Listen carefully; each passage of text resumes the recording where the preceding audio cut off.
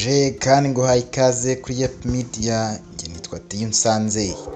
Uyu munsi ngiye kukubwira amabanga 13 aremereye umugore cyangwa umukobwa hatazigera atuma umumanyaho.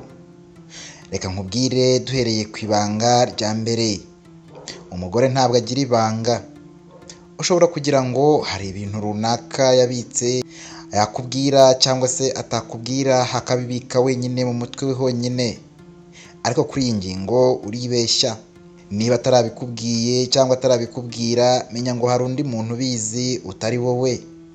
Kuko kubikubwira cyangwa se kubibika atabivuze ntabwo ari icyo umugore yagenewe, biragoye cyane. Si wowe yabibwiye, ariko menya ngo hari undi yabibwiye. Ikindi cya kabiri umugore atazigera utuma umenya ni iki ngiki. Menya ngo umugore ntashobora gukunda abagabo babiri icyarimwe. Ibi ntibishoboka. Akunda umugabo umwe cyangwa se umusore umwe, ni nabwo kandi uwo nguwo akunda. Niba atari wowe nyine ntabwo aba ari wowe. Nta kundo cyangwa se inkundo nyinshi zijya mu byerekezo bigira ko abiri agira rumwe kandi akwitangira ubwo ashoboye. Kabone nubwo yaba ari mu ruhame, nta soni bimutera kurengera uwo arwanirira cyangwa se akunda mu mutima we. Kabone nubwo we yaba atabizi cyangwa se adahari, waba yizera ko uwo akunda akwiriye ibyiza gusa kandi buri gihe, kandi ko agomba kuza imbere y'abandi n'ibindi bintu ibyo ari byo byose. Ikintu cya gatatu, gukunda no gukenera imibonano mpuzabitsina ku mugore biri hejuru cyane kurenza abagabo. Nk'uko igitabo cya Shana Care kibisobanura, cyahishuye ko abagore basonza ubwikube kabiri ugereranyije n'abagabo. Aho ni ku bijyanye n'ibyo kurya. Abagore kandi bagira isoni ubwikuba inshuro enye ugereranyije n'abagabo. Ni mu bijyanye no kugira isoni mu bijyanye no mu ruhame. Abagore kandi baratinyuka ku bwikube 6 ugereranyije n'abagabo. Hahandi ikintu umugabo yatinye, umugore ahanini ari we umutinyura. Abagabo ubona kenshi batinyutse, haba hari abagore bari inyuma yabo bagiye babatinyura ati iki ngiki wagikora, kabone nubwo ataba ari we urigikore. Abagore kandi bagira ubushake bwo gukora imibonano mpuzabitsina ku bwikube inshuro 8 ugereranyije n'abagabo. Iyo umugore yashatse gukora imibonano mpuzabitsina, byanze bikunze aratsinda. Ikintu cya 4, abagore banga urunuka ko cyajya hanze. Menya ko banga ikintu cyitwa kwirengagizwa, guseba mu ruhame cyangwa gutukwa cyangwa kwandagazwa. Ibyo ngibyo ntuzumva babivuga, ariko ni ikintu banga cyane.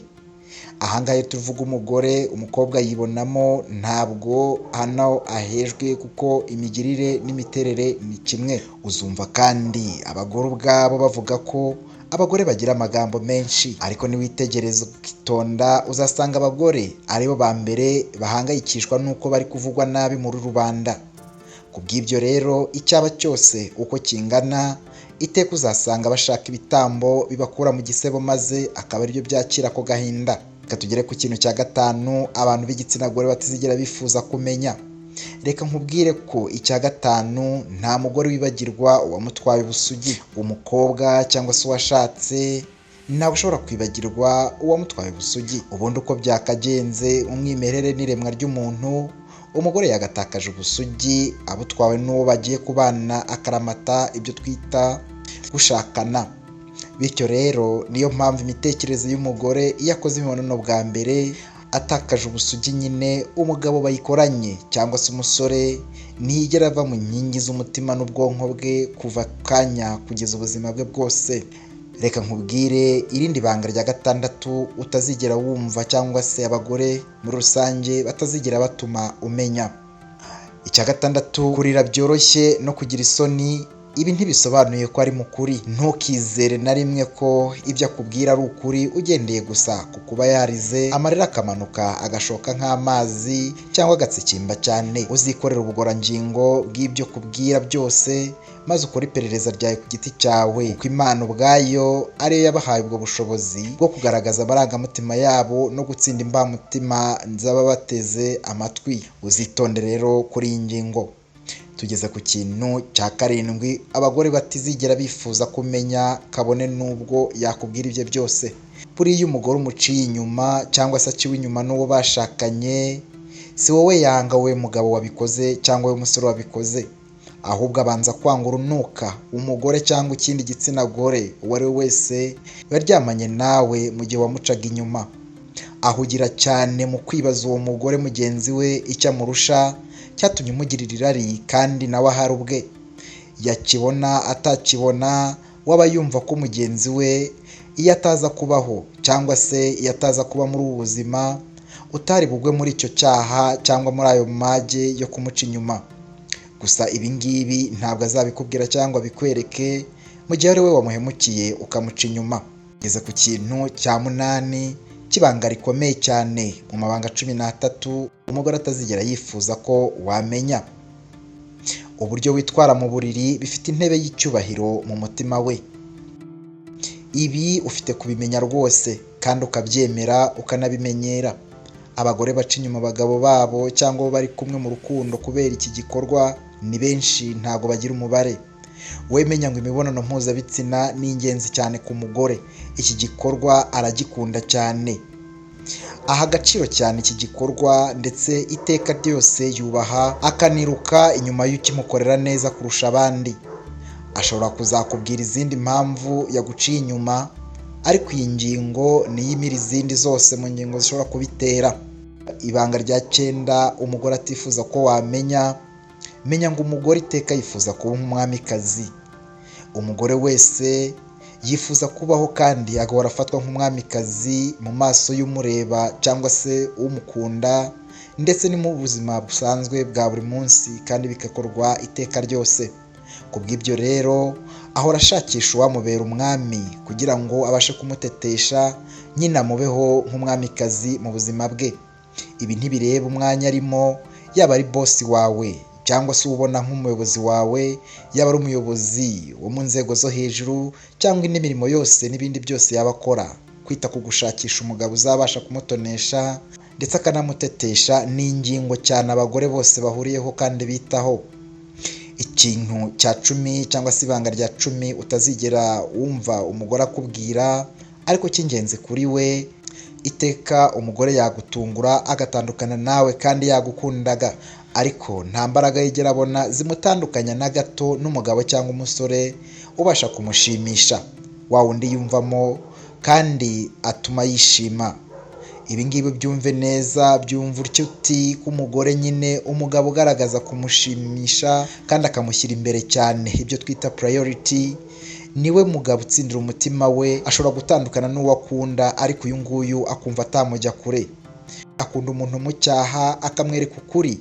Ashobora kukurakarira agakwereka ko arakaye cyane, ariko iyo wamubwije ukuri ukamukora ku mutima kuko umubona, ibi ngibi bituma iteka atekereza ko akeneye ibitekerezo byawe ndetse akeneye kwireba mu ndorerwamo iturutse mu bitekerezo byawe, uko umufata cyangwa uko afatwa hanze. Ahangaha iyi ngingo ni iya 10 ariko kuri we iri banga ringana urukundo.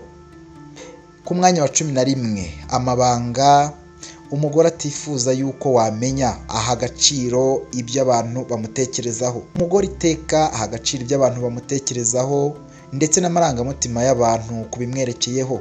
Abagore ni abantu babangamirwa cyane no kwangwa ndetse no gutereranwa. Hahandi ashobora kumenya ko umwanga bigatuma akoresha uko ashoboye kose, ukazisanga uri mu rukundo nawe utazi uko byagenze, ahubwo waragize ngo ni ibintu byikoze, kumbi niwe wabigenje uko abishaka mu bufindo bwe Imana yamuhaye.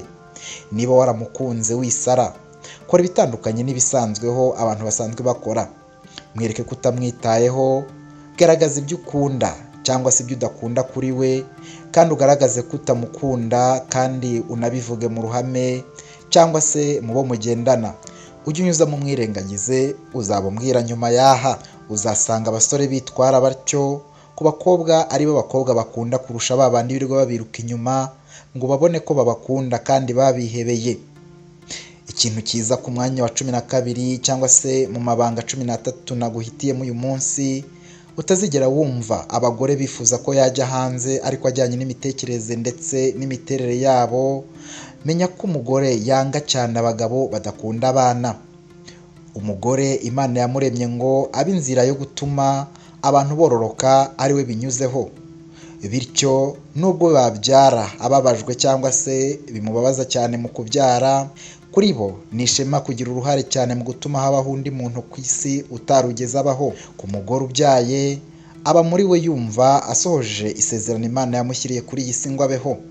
Ku bw'izo mpamvu rero birinda cyane icyatuma abyarana n'umugabo abona adashamaje cyangwa se akaba ameze nk'umunyantege nkeya, akaba akeka yuko uwo mugabo aba adashobora kuzakuza umwana we cyangwa amuha ibyishimo.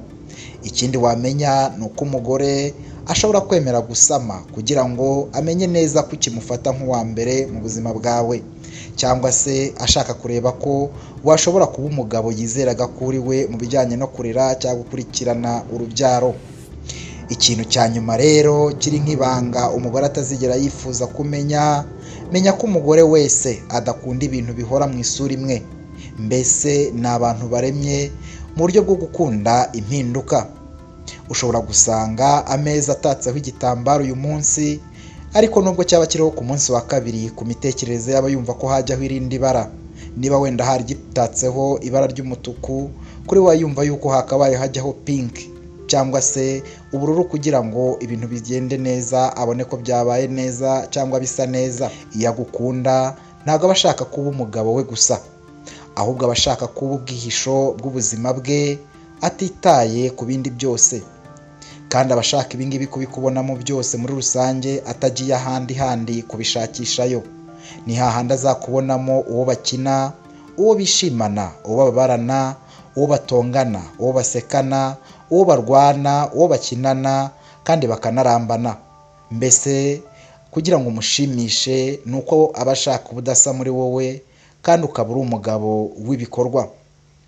Wakoze kudukurikira, kanda subscribe unatere comment kuri Yep Media cyangwa Yep TV Rwanda. Nitwa Theo Nsanze.